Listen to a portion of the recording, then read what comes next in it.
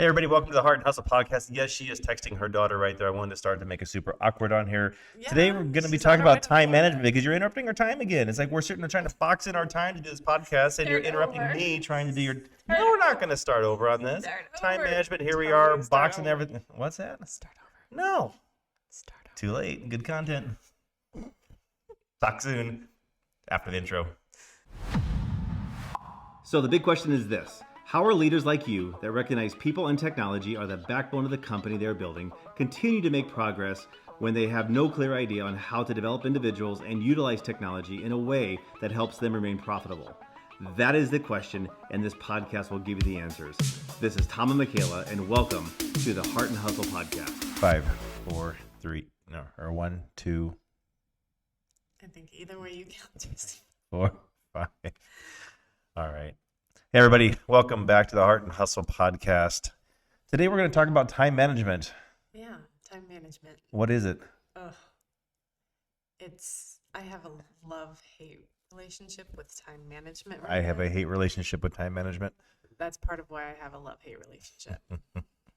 You know, there's so many videos. I saw one Casey Neistat did probably 5 years ago on how he organized his day, and he got literally like 24 dominoes. You should actually, I'll put the link in the video here below this one. It's really good. But he basically painted the dominoes all different colors to kind of mimic his time during the daytime, whether it was sleep, family, work, or maybe just fun time, his personal time. And he was able to kind of categorize his time. And I forget the person who did the box time. Oh, the time batching? Yes. Yeah, what was that vlogger's name? He's kind of a minimalist. I don't know. Super good videos. Love his videos. We'll think about it. We'll also put the link below here as well. So you would look at his calendar and every minute of his day was blocked out. I'm like, how? How is that even possible? Right now in our life, we have way too many unknowns. Like, we never know what's going to happen during our day. We never know what's going to happen during our day, during our week, sometimes during our month. And I do try. I really, really try to put things down on the calendar, try to schedule things, but every single time, without fail, something comes up. And it's a fire, it's a family issue, it's an employee issue, it's a client issue, It's often client issues. It's ridiculous is what it is. But sometimes it feels like our day is held captive because we're at the will of everybody else. And is that our industry, or is that us not setting boundaries, or what is that? I think it's mostly us not setting boundaries, because honestly, I thrive in chaos. I thrive in not knowing what's going to happen in the next 5 minutes, in the next 10 minutes during the daytime. I thrive just not knowing, but yet I also hate not knowing, but yet I love it at the same time. I'm not sure what type of It's stressful. pulling from opposite directions crap that is, but I'm somewhere in the middle. Like, I like a nice planner. I like to be organized. I like to know what's going to happen during my week. But on the flip hand side, I'm also very spontaneous, and I'm very flexible, and I can go with the flow. So it's like this pull from both opposite directions. Like, I love the ability to be flexible, and what happens is going to happen. But at the same time, there are some things that I just want some certainty in, and we don't have that certainty. well, like this week I was sitting, I don't know what day it was. It was an evening, excuse me, maybe on a Tuesday or something, or a Wednesday, whatever day you went with me down to the sheriff's office. Yeah. For what day was it? Was that Thursday? Yes. That's a Thursday. So No, when that was Friday. that was Friday. Yeah. Yeah. So Thursday evening ish, maybe late afternoon, I was sitting there trying to really map out my Friday. We have this QBR thing going on with our clients, and trying to really figure out, how to help them deal with their issues. And then you get this call saying, "Hey, I need you here at 9:00 in the morning, 40 miles southwest of here." And what do you do? Yeah, all right, let's do it. So it's like you're always there for the people, for the clients, for your friends, your family, but it's like it comes at a huge cost. It does. It interrupts time. It does. It interrupts our time. It interrupts our team's time. It does. It's hard on our team. I don't know 100% if that's the case or not. I think our team the employees that work with Soaring Group, I think they love myself and you being around here. But I also think sometimes there's a sense of like, hey, we can focus on what we have to do now, because I don't know. I often think that they also enjoy us being gone as well. I don't know what that says about us. So I'm not sure what Jason would think about that at all. But I do know like there is a heightened sense of productivity when I am in the office.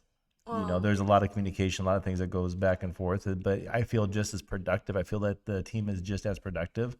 I feel like when I'm out of the office too, because we're all within earshot of each other. We're all connected at the hip. Oh yes, there's communication either way, and productivity is never an issue. It's No. just an issue of like when you're in the office, communication is just easier. Yeah. It's just you can read body language, you can talk to each other about what's going on. Because oftentimes when you're out, you're with a client and you're texting back and forth or driving or it's Context is just hard. easier. Yeah, context is hard. Yeah, it's crazy. I mean, on Friday, I can tell the story now. It's kind of somewhat confidential for the client involved. It even it's a new client for us, but we get this call at it was at 4:47, 4:50 Friday afternoon. It was a call from California, and they called our offices. We were referred to them. They're working with a group of individuals that I don't even know who they are yet, but we were referred to them to kind of help them organize a new company. They're kind of departing from their previous company, doing their own thing, and it was a call at 4:50, and pretty much their end of day is this upcoming Friday. Is that the 30th? I'm not sure what Yes. date it is. This upcoming Friday here in a couple days, and they're gonna be off on their own, doing their own thing. So the call comes in, ring, ring. Hey, Tom, you're referred to us by somebody who we can't tell you who. This is what's going down.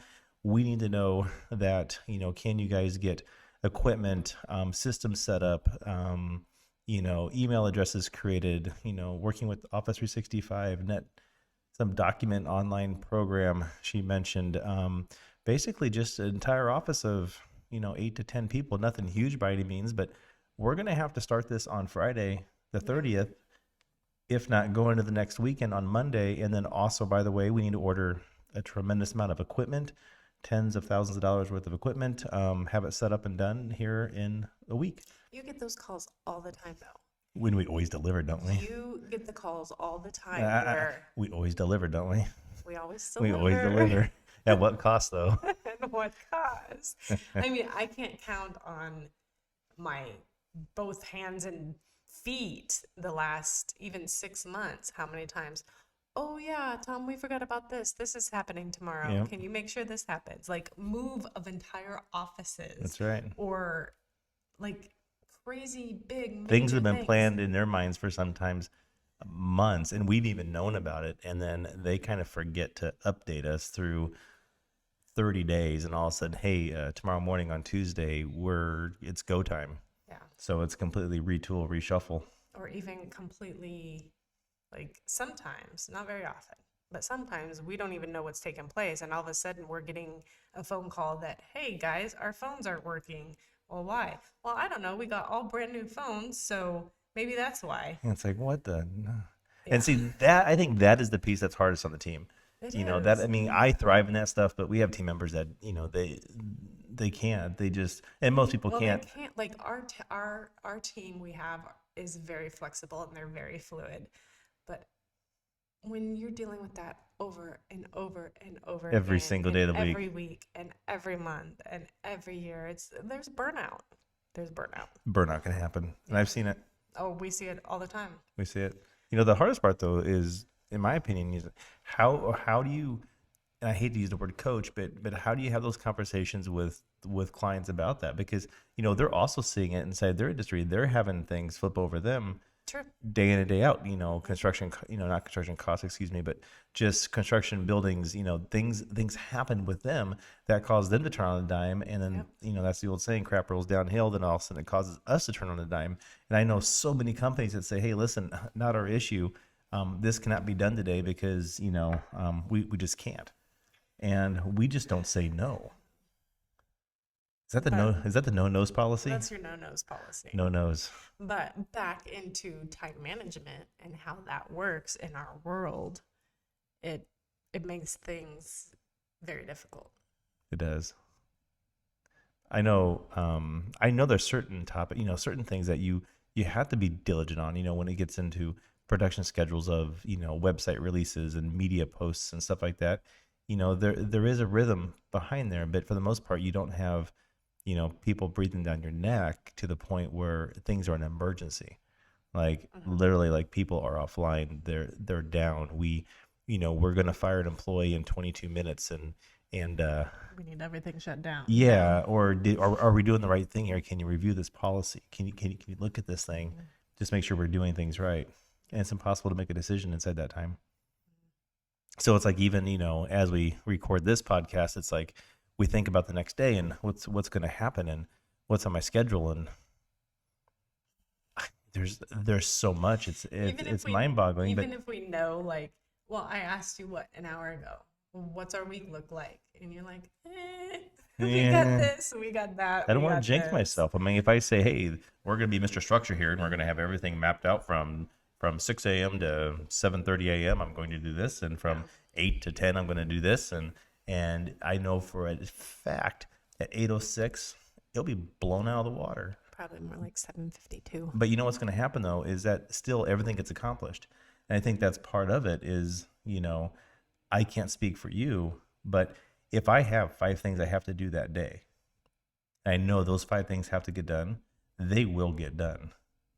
Under no circumstances will I say, I'm too tired, or, we're sleepy, or we just can't do it, or I forgot. I hate that. But they will get done. Now, that will be at the expense of something, but they will be done. Well, I was just going to say that goes into my world a lot, and a lot of the things that I deal with on a regular basis with our company, with clients, with people managers, all sorts of things. There are some things that are really important in my world that get put off because of some of those emergencies. And it gets put off because of more emergencies. Describe what gets put off, though. Is it more of like training, educational events, or is it requests that come in from clients and you're just saying, I'll no. get it tomorrow? I don't think so. More like just internal issues, internal HR issues. Let's put it that way. We let our own company go sometimes at the forsake of others. It's a problem. But I think a lot of people do that. I see that. That's what I'm saying. I mean, those things which are vital, they are the most important things, They are.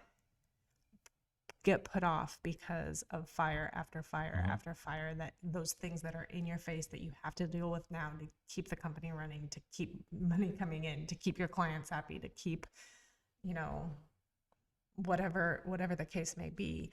Those important things that are in your face all day long take precedence over a lot of the foundational things when it comes to running your organization, building your team, coaching your team, being there for your employees, having those conversations, all those sorts of things. No, I completely understand. And it's super important. And I think we do spend a lot of time doing those. I don't think we're missing any piece of that. I just think that as we allocate time towards those things throughout the week or through the quarter or through the year or whatnot, things get disrupted. Yep. And I think it gets shuffled. Yep. So it'd be like the same thing of saying, hey, we had 100 tasks to complete for the company from January 1st to December 31st.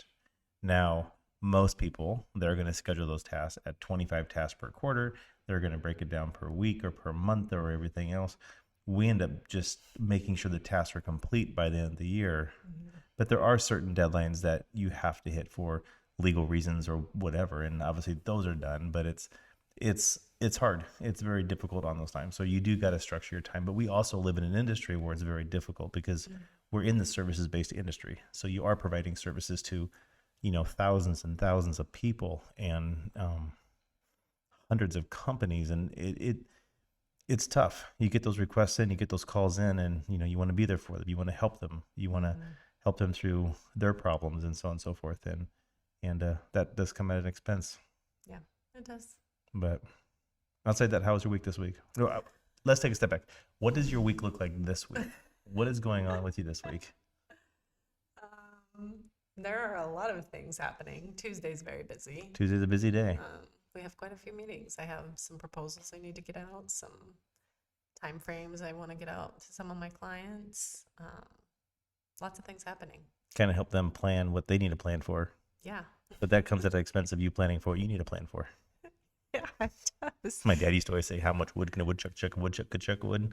Yes. Yes, exactly. Exactly. Yeah, me, just back in QBR mode again. This is, I think, my final week of business reviews for clients. Maybe a little bit more in the following week, but it's been a busy week this week with them. That's for sure. Yeah. Some new software, some new tools that we've been using to really kind of hone in on the network technology audits and kind of all the fun stuff that we deal with, and yet maybe boring in your world, but it is interesting what you do uncover. I'm excited about it. It's like you peel back the sheets a little bit. It's like, whoa, look at that. I'm hoping I'm going to be able to walk tomorrow. Yes, those were a lot of rocks. We got a lot done around the house. We did. I am trying to help get Jason's heart garden ready to plant. I have no idea what I'm doing. Like, I need Jason. I need Jason here. I need him to help me and tell me what to do and tell me where to plant stuff. Jason goes to Colorado, and on his way out of Colorado, he pulls up the company car, backs in, and gets shovels, a tiller, pitchforks, and a couple other garden utensils. And the tiller comes out, and we thought, hey, time management here. We're going to circle back. We're going to spend 2 hours on Sunday and just try to get the garden ready. Get it ready to go. So finish mowing, everything done. You're in there raking and weeding and doing everything that you do. And I get the tiller out, get the extension cord plug it in the side of the building, and I get this tiller out. And this tiller, I looked and I said, it has no gas tank. And it's electric. We'll see what happens, Mr. Elon Musk. So anyways, we get that tiller out, and the dirt is as hard as this table right here. And it literally just bounces across the top of the thing. Like, it just bounces and bounces. I said, well, that's just not going to work. Yeah. It's not like one of those big tillers. It's a little, It's a little jobby. Once you have the garden ready to go and you're just kind of tilling through there for weeds, I think. I'm not sure what we're going to do. I think we're going to have to find somebody with some equipment to, Probably. I'm not sure. And then we moved a bunch of rocks. We moved a ton of rocks today. So Yeah. My father gave us a bunch of landscape rocks, which I'm so excited about. Like, I don't know why I get so excited about rocks, but I'm excited about them. But take a step back. We invited them over for dinner. Hey, why don't you come over, drop off the rocks? You can spend some time with us. We can maybe have dinner from 5:30 to 7 or whatever it is, and enjoy ourselves. And the thing broke. What was that thing? The skid loader from 1975, you said? The skid loader that he was trying to move the rocks for us. It broke before he got it off the trailer and couldn't get started. So we had to push the rocks off. And these were like tonnage. So huge boulders. Pry bars and trailer hitches and rope. So we ended up getting it off the trailer. Yeah. But yeah, so time management, once again, we planned this time and it got blown up because something else happened. Yeah. But that's okay. It was so sweet of him to bring them over. And it was. Looking forward to getting them into place when the skid loader is running again. So I don't know, guys, just time management. I think it exists for some people. I think some people feel that they've hacked time management, but I don't think anybody has. Honestly, I think that people can try to stay focused for a week over, boxing in their time or benchmarking their time or blocking everything out, but I don't think it exists. I think there are people out there who can do it. There are people out there who can, of course, there's emergencies here and there, pop up, whatever. But how do you do that? Even if you think you can do it. Say I'm Mr. I'm not going to say accountant, but sometimes accountants are very analytical and that kind of stuff where they know exactly what they're going to do from 8 to 10. And I mean, do they just not have emergencies? Some people have the luxury of having a job where they come in. No, but there's even emergencies. I mean, what happens if the dog has a heart attack and all of a sudden it's like, oh, no, I can't go. I don't have that penciled in there. I can't take the dog to the vet. Yeah, but like they can still manage their time to a 90% level. We're at like 0.5%. I love it. I know you do. I love it. There's a little part of me that loves it too. Like, I love the spontaneity. I love the never knowing. But there's a little bit of stress that comes along with that. A little bit of anxiety. Yeah. A little bit of, oh God, what's going to happen tomorrow type thing. I know. That's why we're spontaneous with this podcast, because we honestly sometimes just are not aware.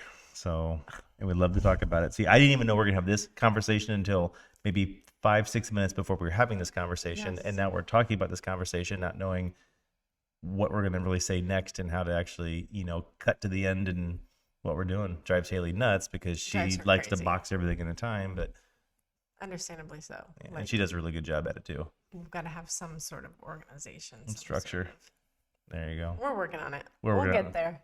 So maybe, hey, we're going to put a couple links down below in the videos. One of Casey Neistat in his video, and the other one of, I know who you're talking about. Yeah. Matt, is it Matt? Matt something. Davella?